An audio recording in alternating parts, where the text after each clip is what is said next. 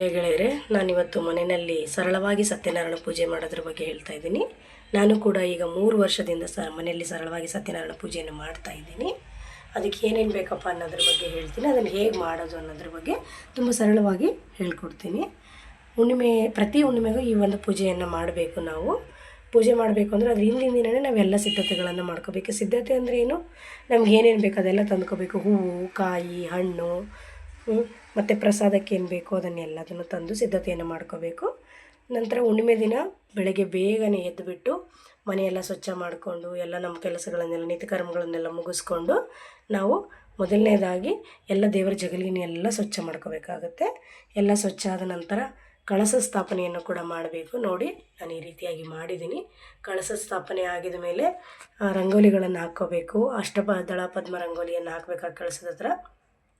ನಂತರ ವಿಷ್ಣು ಚಕ್ರ ರಂಗೋಲಿಯನ್ನು ನಾನು ಪ್ರತಿದಿನ ಹಾಕ್ತೀನಿ. ಇಲ್ಲಿ ಹಾಕಿದ್ದೀನಿ ನೋಡಿ, ಈ ರೀತಿಯಾಗಿ. ಇದನ್ನು ಹಾಕೋದಕ್ಕೆ ಒಂದು ಪದ್ಧತಿ ಇದೆ, ಅದನ್ನು ನಾನು ಇನ್ನೊಂದು ವೀಡಿಯೋದಲ್ಲಿ ಹೇಳ್ತೀನಿ.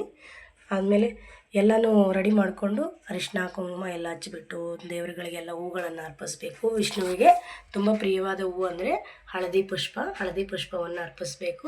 ಮತ್ತು ನಾವು ಕೂಡ ಪೂಜೆ ಮಾಡುವಾಗ ಹಳದಿ ವಸ್ತ್ರಗಳನ್ನೇ ಧರಿಸಿ ಪೂಜೆ ಮಾಡಿದ್ರೆ ತುಂಬಾ ಒಳ್ಳೆಯದು. ಈ ಪೂಜೆಯನ್ನು ಮಾಡುವಾಗ ಮೊದಲನೇದಾಗಿ ನಂಬಿಕೆ ಇರಬೇಕು. ನಾವು ಎಷ್ಟು ನಂಬಿಕೆ ಇಟ್ಕೊಂಡು ಮಾಡ್ತೀವೋ ನಮಗೆ ಅಷ್ಟು ಬೇಗನೆ ಒಳ್ಳೆಯದಾಗುತ್ತೆ.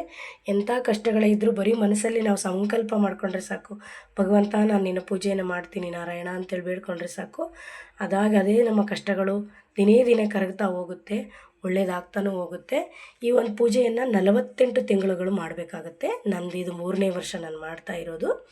ಮಧ್ಯದಲ್ಲಿ ಏನಾದರೂ ನಮಗೆ ಮನೇಲಿ ಸೂತಕಗಳು ಬಂದರೆ, ಏನೋ ಒಂದು ತೊಂದರೆ ಆಯ್ತಪ್ಪ ಅಂದರೆ ಆ ತಿಂಗಳು ಬಿಟ್ಟು ಮುಂದಿನ ತಿಂಗಳು ಮತ್ತೆ ಕಂಟಿನ್ಯೂ ಮಾಡ್ಕೊಂಡು ಹೋಗಬಹುದು. ನಾವು ಹೂವೆಲ್ಲ ಅರ್ಪಿಸಿದ ಮೇಲೆ ಧೂಪವನ್ನು ಅರ್ಪಿಸಬೇಕಾಗುತ್ತೆ. ಧೂಪವನ್ನು ಅರ್ಪಿಸಿದ ನಂತರ ತೆಂಗಿನಕಾಯಿಂದ ಮೊದಲು ಒಂದು ಸಂಕಲ್ಪವನ್ನು ಮಾಡ್ಕೋಬೇಕು. ತೆಂಗಿನಕಾಯಲ್ಲಿ ಏನಪ್ಪ ಅಂದರೆ ನಮ್ಮ ಆಸೆಗಳ ಈಡೇರಿಕೆಗಳನ್ನು ನಾವು ಬೇಡ್ಕೋಬೇಕಾಗುತ್ತೆ. ನಮಗೇನಾಗಬೇಕು, ನಮಗೇನು ಬೇಕು ಅನ್ನೋದನ್ನು ಬೇಡ್ಕೋಬೇಕು.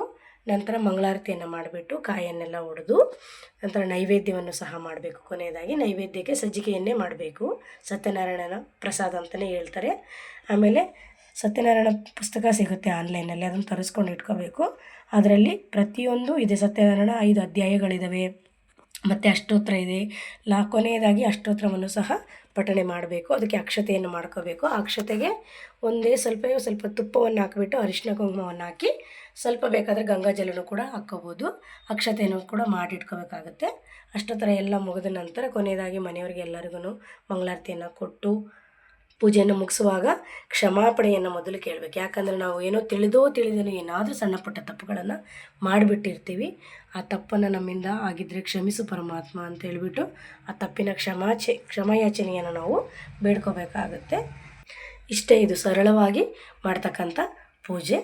ಇದಕ್ಕೆ ಮುಖ್ಯವಾಗಿ ತುಳಸಿಯನ್ನು ತರಲೇಬೇಕು, ತುಳಸಿಯನ್ನು ಅರ್ಪಿಸಬೇಕು. ಯಾಕಂದರೆ ವಿಷ್ಣುವಿಗೆ ತುಳಸಿ ಅಂದ್ರೇ ತುಂಬ ಇಷ್ಟ. ಹಂಗಾಗಿ ತುಳಸಿಯನ್ನು ಯಾವುದೇ ಕಾರಣಕ್ಕೂ ಮರಿಬೇಡಿ, ತಂದು ಅರ್ಪಿಸಿ ಮನಸ್ಸಲ್ಲೇ ಅಂದ್ಕೊಳ್ಳಿ, ನಂಬಿಕೆ ಇಟ್ಕೊಂಡು ಈ ಒಂದು ಪೂಜೆಯನ್ನು ಮಾಡಿ. ನಾನು ಮಾಡ್ತಾಯಿದ್ದೀನಿ, ನನಗಂತೂ ಖಂಡಿತ ತುಂಬಾ ಒಳ್ಳೆಯದಾಗಿದೆ.